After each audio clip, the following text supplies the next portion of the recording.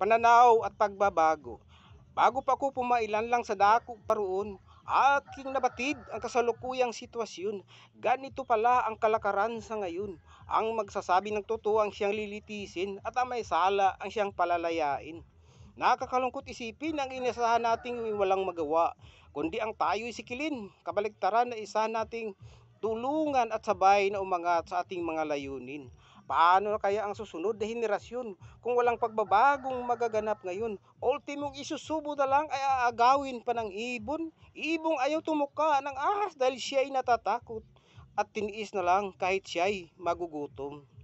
Pilipinas kung mahal, wala ka nang maasahan pa, kundi antayin ang pagtitipo ng langgam at ang karma. Bakit din na naisip na wala silang madadala?